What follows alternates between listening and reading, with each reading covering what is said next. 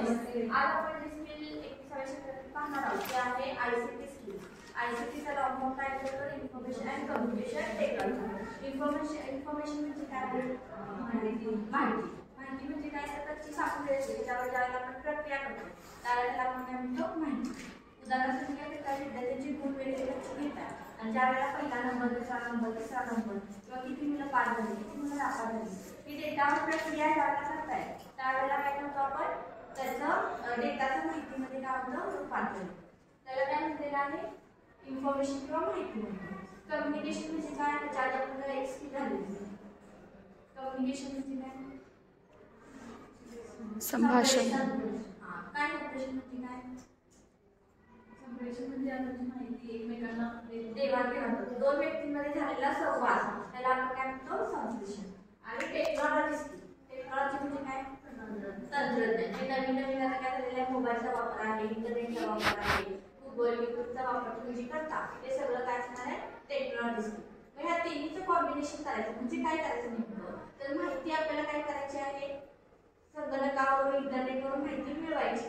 संप्रेषण करायचं म्हणजे काय? माहितीची देवाणघेवाण करायची. आणि यासाठी कशाचा वापर करायचा? टेक्नॉलॉजीचा वापर करायचा. त्यानंतर मी काय केलेलं आहे? मी एक लेसन प्लॅन तयार केलेला आहे. तो लेसन प्लॅन तयार करताना मी काय करणार आहे? इंटरनेटचा मदत करणार आहे. क्लिअर रेफरन्सेस काही घेणार. त्यानंतर मी काय केलं? त्या लेसन प्लॅनचं काय केलं? त्या ठिकाणी कम्युनिकेशन केलं. म्हणजे तुम्हाला तो पाठवणार. तो कशाच्या माध्यमातून पाठवणार? माध्यम कोणतं असणार आहे? व्हॉट्सअपच्या माध्यमातून मी तुम्हाला पाठवणार. आपल्या दोघांच्या काय झालं? आदान प्रदान प्रक्रिया झाली किंवा कम्युनिकेशन झालं. ते कशाच्या मार्फत झालं? व्हॉट्सअपच्या माध्यमातून झाले. त्याला काय म्हणतो आपण? Information and communication skill. आता काय झालंय? कोरोनाच्या काळाच्या अगोदर एवढं शाळांमध्ये, कॉलेजेसमध्ये आयसीटी स्किल यूज केलं जात नव्हतं. एक पण नव्हतं भरपूर शिक्षण. नवीन वापर इनोव्हेटिव्ह कामामध्ये तेच करत.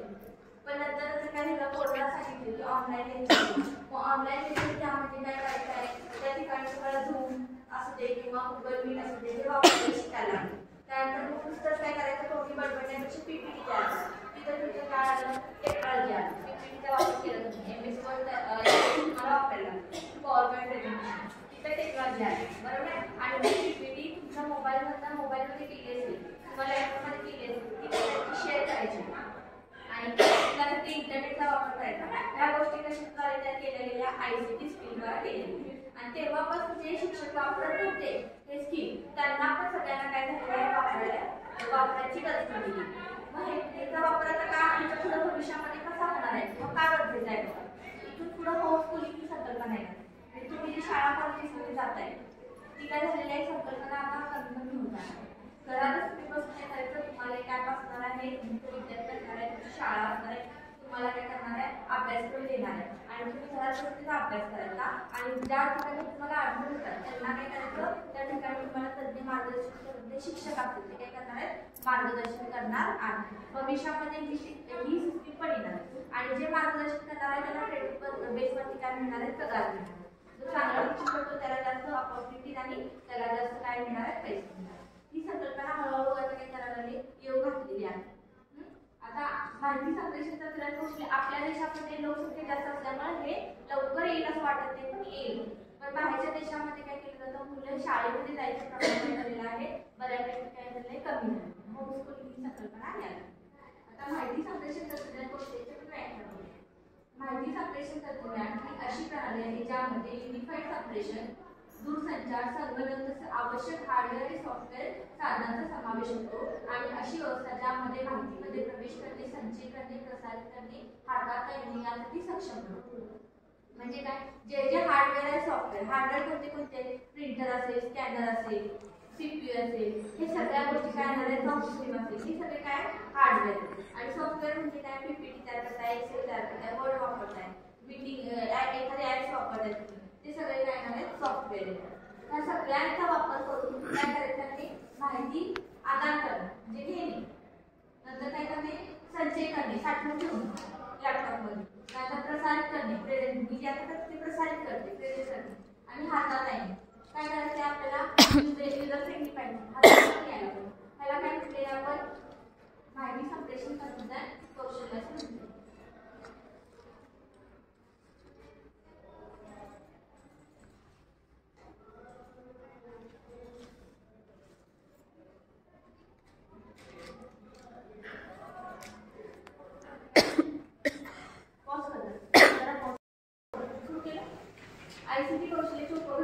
पहिलं काय संगणक कार्यक्रम प्रणालीचे ज्ञान. त्याच्यामध्ये काय पाहिजे, संगणकाची ओळख पाहिजे, संगणकाचे पार्ट्स कोणते आहेत, त्याचं काय काम आहे, कोणता पार्ट काय काम करतो हे आपले पाहिजे. त्यामध्ये तुम्ही आता संगणक सोडून लॅपटॉप आलेले आहे, तुमची टॅब आलेली आहे, मोबाईल आलेले आहे, त्या सगळ्यांचं ज्ञान तुम्हाला असं गरजेचं आहे. तुमच्याकडे प्रत्येकाचा अँड्रॉइड मोबाईल आहे, तुम्हाला यूज करता येतो आणि हल्ली जर बऱ्यापैकी सगळं काम तुम्ही टायपिंग असेल ते मोबाईल किंवा काय करू शकता, करू शकता. उदाहरण तुमचं हे घ्यायचं ॲप आहे, काय लिहून घ्या तुम्हाला पाहिजे असेल तर, तुम्हाला भविष्य उपयोगी पडेल. WPS ऑफिस म्हणजे एक ॲप आहे किंवा तुम्हाला गुगल डॉक्युमेंट म्हणजे एक ॲप. त्याच्यामध्ये तुम्ही काय करू शकताय, तुमचा अहवाल असतो ना, जे सगळे तुम्ही लिहिताय ते सगळे काय करायचे, टाईप करायचे आणि ते कशावर हे सांगतो तुम्हाला. वर्ड पण MS गुगल डॉक्युमेंट म्हणून MS वर्ड पण असेल, गुगल डॉक्युमेंट मोबाईलमध्ये गुगल डॉक्युमेंट एक ॲप आहे ते घ्यायचं, गुगल डॉक. त्याच्यामध्ये टाईप तुम्ही करता ना,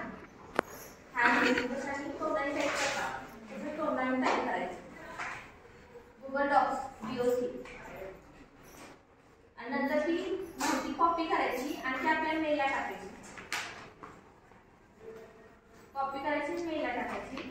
मेलवर ती लॅपटॉपला घ्यायची आणि ह्याला घ्यायची, कशाला, MS वर्ड मध्ये घ्यायची, कॉपी पेस्ट करून. आणि त्याच्यामध्ये मग तुम्हाला एडिटिंग करता येईल. काय पाहिजे असेल ना बदल, इकडे तिकडे तुम्ही मध्ये घेणे, आता टाईपला तिथे मध्ये घेतलं ना आपण, अहवालाच्या मध्ये घेतले आणि फोटो टाकता येते. ठीक आहे, आलं तर.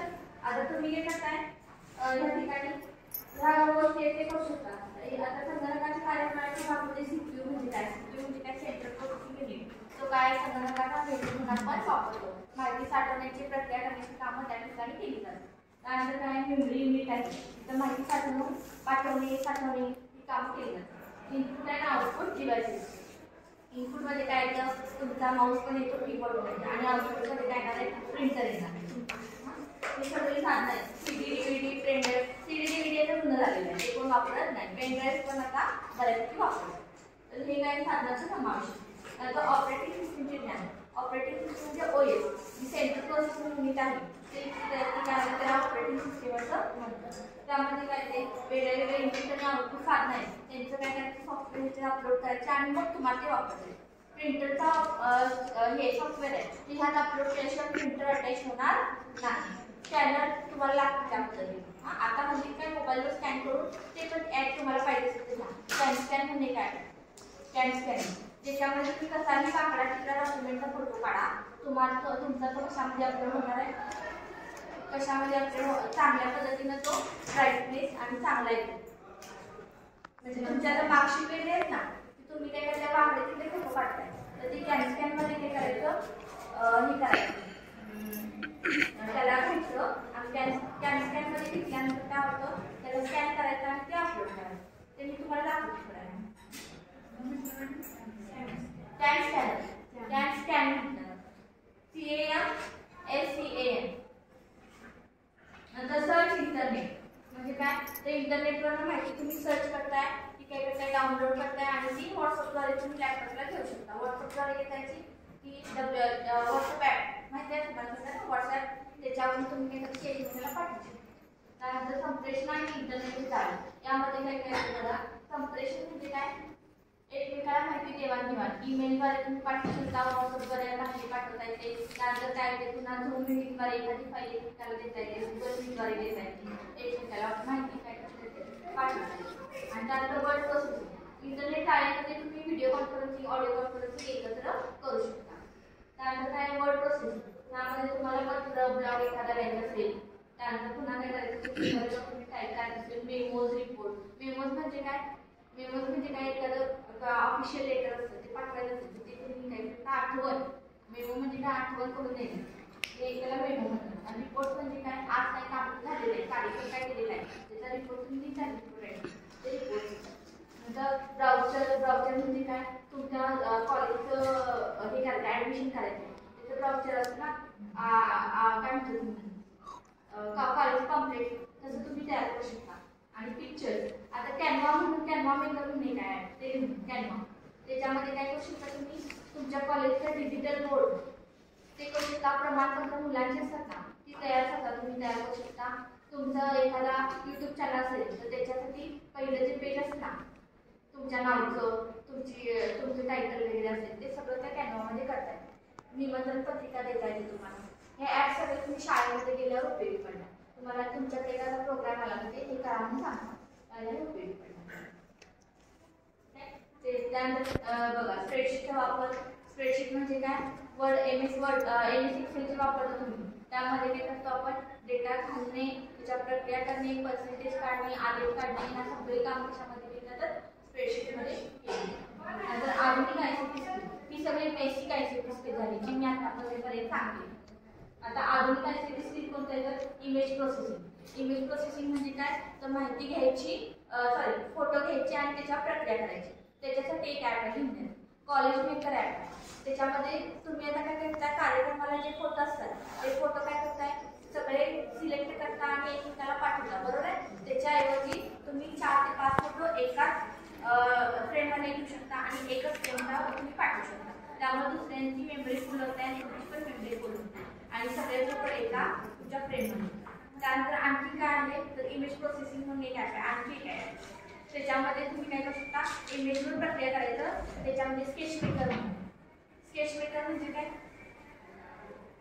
तुमच्या स्वतःच्या जो एक फोटो असतो ना जास्त जवळचा त्याचं स्वतःचं स्केच तयार होतं आणि ते तुम्ही वापरू शकता. तुम्हाला जे हे देणार आहे पुस्तिका दिलेली आहे त्या पुस्तिकेमधलं पहिलं जे पाण्याची मुली आमच्याकडे कॉलेजच्या तुम्हाला पाठवले ना मी सगळ्यांना हे PDF आहे त्याच्यामध्ये मुली प्रयोग करतात.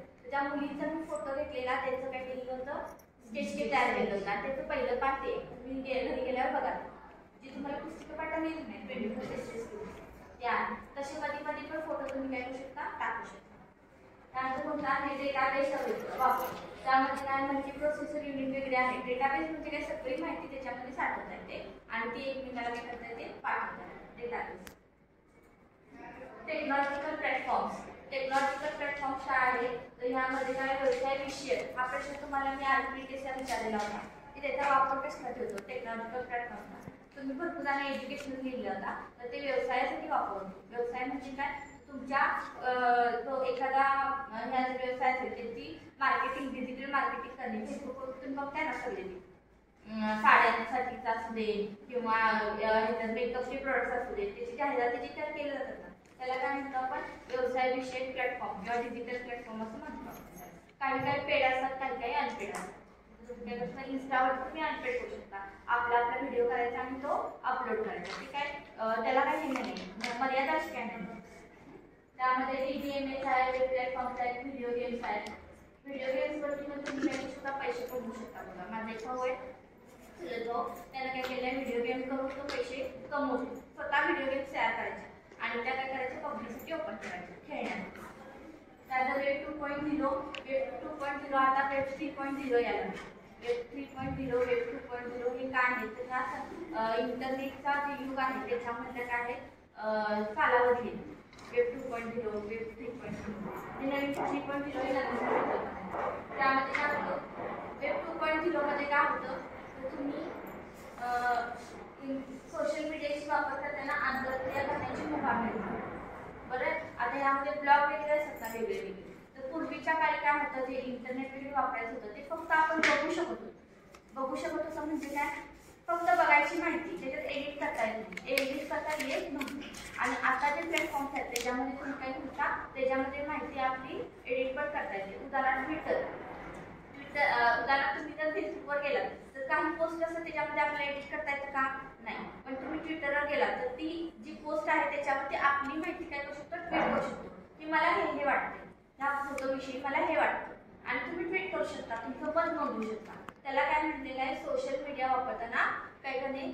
युजर म्हणजे कोण? तुम्ही सगळेजण युजर आहात त्यांचा वापर करता येईल म्हणजे काय? तुम्ही त्या सहभागी असता. एखादा ब्लॉग असतो त्या ब्लॉगमध्ये तुम्ही माहिती काय करू शकता? एडिट करू शकता. तुम्ही स्वतः टाकू शकता की ही माहिती काय आहे मला वाटते. त्याला काय म्हटलेलं आहे? वेब 2.0 असं म्हणतात. म्हणजे युजर सोशल मीडियाशी कनेक्ट राहतो आणि तो स्वतःची माहिती त्यामध्ये काय करू शकतो?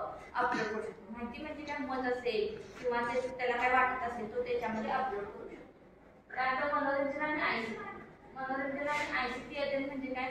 तर मनोरंजन आज तुम्हाला माहिती आहे सगळं. मनोरंजनामध्ये खेळ येतात, गेम्स येतात, व्हिडिओ गेम्स येतात.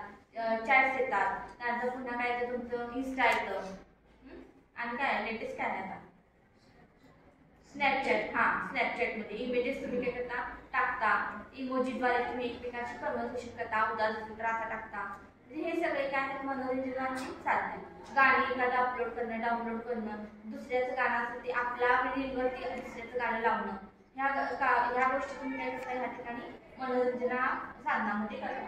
आणि ICT अध्ययनामध्ये काय ते आता बऱ्यापैकी शाळांमध्ये स्मार्ट बोर्ड आलेले, त्याद्वारे तुम्ही काय करू शकता, डायरेक्ट तुम्ही PPT तयार करून किंवा डायरेक्ट ब्लॅकबोर्डवरती लिहून ते पुसून त्याच्यामध्ये माहिती काय पाहिजे असेल ते गणित घेऊन पुन्हा ती सेव्ह करून विद्यार्थ्यांचे इंटरॅक्टिव्ह सहभाग घेऊन तुम्ही काय करू शकता त्या ठिकाणी टीचिंग करू शकता. ते सगळं कशामध्ये येणार आहे ICT अध्ययनामध्ये येईल. त्यानंतर ऑनलाईन प्रोसिजर्स, यामध्ये काय काय येते बघा, ईमेल येतं, वेब ब्लॉग येतं, सोशल नेटवर्क येतं, व्हिडिओ कॉन्फरन्स येतं, ऑनलाईन चर्चा, नंतर काय आहे स्ट्रीमिंग मीडिया, प्रिंट मटेरियल, हे सगळं कशामध्ये येतं ऑनलाईन प्रोसिजरमध्ये. ऑनलाईन प्रोसिजर म्हणजे काय, ऑनलाईन ज्या सगळ्या गोष्टी असतात त्या सगळ्या कशामध्ये येणार, तुम्ही आता हे खरेदी करता कशामध्ये मिशो ॲप असेल किंवा तुमचं काय Amazonवर ते वस्तू मागवणे, पाठवणे, पुन्हा रिटर्न करणे, हे सगळं कशामध्ये ते ऑनलाईन प्रोसिजरमध्ये. ती वस्तू येते पण तुमच्याकडे तुम्ही आणि प्रत्यक्ष तो विकणारा त्यांचा संबंध काही येत नाही. तुम्ही वस्तू बघता ऑनलाईन, ती काय करता ऑर्डर करता, ते बरोबर पैसे पाठवता, ती वस्तू आली की तुम्ही पैसे पेड करता, नको असेल तर रिटर्न करता. हे सगळं कशामध्ये येतं ऑनलाईन प्रोसिजरमध्ये. नंतर ICTकडे पाहण्याचा सर्वसामान्य दृष्टिकोन. काय आहे सर्वसामान्य दृष्टिकोन? आधी खूप वेगळा होता, म्हणजे हे काय बिनकामाचं आहे, मुलांचं काय होतं या ठिकाणी नुकसान होतं, कशाला वापरायला पाहिजे असं आधी वापरलं जायचं. पण आता ह्याच्याशिवाय काय झालेलं आहे, काम चालत नाहीये. हे सगळं यायला लागतं. ज्याला ICT स्किल वापरता येत नाही तो आता म्हणजे काय म्हणलं जातो आणि त्याला खेळत काढलं जातं. शिक्षकांमध्ये पण असं होतं की ज्याला ते स्किल येत नाही त्याला काय केलं जातं, त्या ठिकाणी अडाणी म्हटलं जातं किंवा त्याला त्या विषयीचं नॉलेज नाही असं म्हटलं जातं. पण आता हल्ली कोणच नाही, अँड्रॉइड मोबाईल प्रत्येकाच्या हातामुळे असं खूप जुनी पिढी आहे त्यांना ते वापरता येते. पण लेटेस्ट जी सगळे आहेत ना, माझ्यापेक्षा आमच्यापेक्षा आधीची पिढी ती पण आता वापरायला सगळं शिकली. व्हॉट्सअप येतं, तुमचं YouTube येतं वापरायला, त्यांना ह्या सगळ्या गोष्टी येतात त्यांना वापरायला. त्यानंतर पुन्हा फेसबुक येतात वापरायला. जे नवीन नवीन तुम्ही इंस्टा वापरता किंवा स्नॅपचॅट वापरता ते वापरायला येत नाही, कारण तसं काही त्यांना ते गरज पडत नाही. ज्याप्रमाणे व्यक्तीला गरज पडते त्याप्रमाणे ती वापरायला सुरुवात करतात. तर हे सगळे काय आहे ICTचे भाग आहेत. ICT लेसन मुली घेतात बघा. ICT लेसन मध्ये काय ते पायऱ्याच्या कोणत्या कोणते ज्ञानरचना विकास असेल, त्यानंतर पूर्वज्ञान जागृती तुमच्या ज्ञानरचना प्रक्रिया असेल, ह्या सगळ्या ICT स्किल मध्ये काय असतात पायऱ्या. त्याच्यामध्ये PPT असतात आणि PPT नुसार तुम्ही काय करायचं असतं त्या ठिकाणी प्रेझेंटेशन करायचं.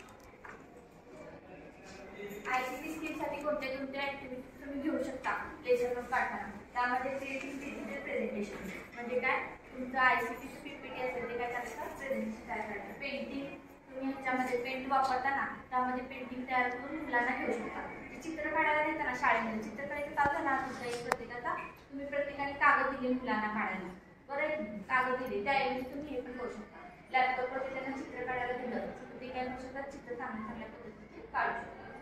एक्सेल वर्कशीट मेकिंग, एक्सेल तयार करणे त्याला घेणारे आपण लेटर्स आणि डॉक्युमेंट्स मेकिंग आहे. स्क्रॅच प्रोग्रामिंग म्हणजे काय, तर ॲनिमेशन व्हिडिओ ते घेऊन द्या तुम्हाला भविष्यात उपयोगी. ॲनिमेशनचे व्हिडिओ असतात ते स्क्रॅच प्रोग्रामिंगचे असतात. त्याच्यामध्ये रेडीमेड काय असतात, रेडीमेड इमेजेस असतात. त्या इमेजेसला तुम्ही काय करायचं, आपलं स्वतःचा आवाज यायचा आणि ती इमेज घालते, हाय तिकडून येते हॅलो. तुम्ही दोघी जण मिळून काय करू शकता, स्क्रॅच प्रोग्रामिंगचे व्हिडिओ तयार करू शकता. आमच्या DLED कोर्समध्ये असतो प्रॅक्टिकलचा भाग स्क्रॅच प्रोग्रामिंग. मुली ॲनिमेटेड व्हिडिओ स्वतः तयार करतात आणि त्याच्यामध्ये आपले आवाज द्यायचे. हे जे YouTubeवरती व्हिडिओ आहेत ते बघून तुम्ही तयार करा, सुट्टीमध्ये वगैरे शिका. त्यानंतर इमेज प्रोसेसिंग ते तुम्हाला मी नंतर दाखवते. व्हिडिओ मेकिंग अँड एडिटिंग आहे. व्हिडिओ मेकिंग म्हणजे काय, एखादा व्हिडिओ आपला असेल पिक्चर असेल त्याचा व्हिडिओ तयार करणे आणि इमेजेस असतील तर त्या इमेजेसवरती प्रक्रिया करणे, हे सगळं कशामध्ये येतं व्हिडिओ मेकिंग. मग व्हिडिओला आवाज देणं, गाणं लावणं आणि प्लस त्याची मेमरी कमी करणं, म्हणजे GB मध्ये असते ते MB मध्ये करणं आणि ते अपलोड करणं, ह्या सगळ्या गोष्टी कशामध्ये येतात व्हिडिओ मेकिंग मध्ये येतात. त्यानंतर डिझाईन डिजिटल पोस्टर्स इन्फोग्राफिक्स ते मी तुम्हाला सांगितलं कॅनवा ॲप आहे त्याच्यावरती तुम्ही स्वतःचे काय करू शकता डिजिटल पोस्टर्स वगैरे तयार करून ते काय करू शकता टाकू शकता. त्यानंतर आहे प्रोग्राम कोडिंग. आता कोडिंग आणि डिकोडिंग हे व्हिडिओ गेम्स तयार करण्यासाठी ॲप्स तयार करण्यासाठी उपयोगी येते. त्याचे कोर्सेस असतात वेगळे वेगळे ते तुम्ही काय करायचे असतात वापरायचे असतात आणि नंतर काय करायचं असतं ते तयार करायचे स्वतः आपण ॲप्स गेम्स तयार करायचे असतात. आणि त्याच्यानंतर educational apps making and virtual field trip. Virtual field trip म्हणजे काय इथं बसून मी तुम्हाला काय करू शकते बाहेरच्या ठिकाणी कुठं आपण जाणार आहे त्या ठिकाणची माहिती पाठवली ह्याला काय म्हणतो व्हर्च्युअल फील्ड ट्रिप असं म्हणतो. आणि एज्युकेशनल ॲप्स वेगळे आहेत तुमचे बायजूस वगैरे आहेत ते सगळे पेड ॲप्स आहेत काही अनपेड ॲप आहेत फ्रीमधले पण असतात ते तुम्ही ॲप्स काय करू शकता घेऊ शकता. सगळ्या ॲक्टिव्हिटीज कशाच्या आहेत या ठिकाणी ICT स्किलच्या. आता ICT स्किल वापरताना बाधक कोणते येतात तर आत्मविश्वासाचा अभाव. आत्मविश्वास म्हणजे काय मला हे वापरता येईल हे लोकांना काय माहीत नसतं त्या ठिकाणी माहीत नसतं. त्यातून चुकीची माहिती घेण्याचा अभाव म्हणजे काय खूप माहिती असते इंटरनेटवर त्यातली कोणती माहिती चांगली आहे योग्य आहे कोणती अयोग्य आहे हे आपल्याला माहीत नसतं. उदाहरणार्थ एखादी पोस्ट आपल्याला व्हॉट्सअपवरती येते आणि आपण त्याच्यावर काय करतोय लगेच विश्वास ठेवतो. मध्ये काय झालेलं होतं कोणतरी ॲडमिट होतं आणि टाटा ॲडमिट होती की त्याच्या आधी 4 दिवस बातमी एक्सपायर झाली. सगळ्यांनी आपल्या ह्याला लावलं पण एक्सपायर झाली ती बातमी खरी आहे की नाही खोटी आहे हे आपण काय केलं पाहिजे पडताळून पाहिलं पाहिजे आणि नंतर त्याच्यावर विश्वास ठेवला पाहिजे. ह्या सगळ्या गोष्टी कशामध्ये येतात तुमच्या बाधक घटकामध्ये येतात. त्यानंतर प्रत्यक्ष काय करणे प्रत्यक्ष वापराची भीती वाटत असते आत्मविश्वासाचा अभाव म्हटलं तुम्हाला. प्रक्रिया करण्याची म्हणजे डिजिटल ज्यावेळेला मीडिया वापरतो त्यावेळेला सावधानता एक लागते की आपण जे करतोय ते योग्य आहे की नाही.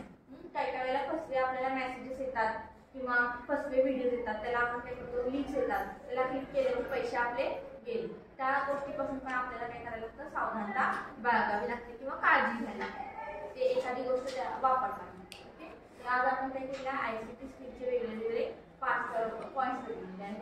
पोषक घटक आणि बाधक घटक. पोषक घटक बघूया कोणते बेसिक स्किल कोणते करते संगणक कार्यप्रणालीचे ज्ञान ते ऑपरेटिंग सिस्टमचे ज्ञान त्यानंतर काय सर्च इंटरनेट संप्रेषण व इंटरनेट जाळे यांचा वापर वर्ड प्रोसेसिंग त्याच्यानंतर काय स्प्रेडशीटचा वापर आधुनिक ICT कौशल्य ही सगळी बेसिक आहे. आणि आधुनिक कोणते इमेज प्रोसेसिंग डेटाबेसचा वापर आहे.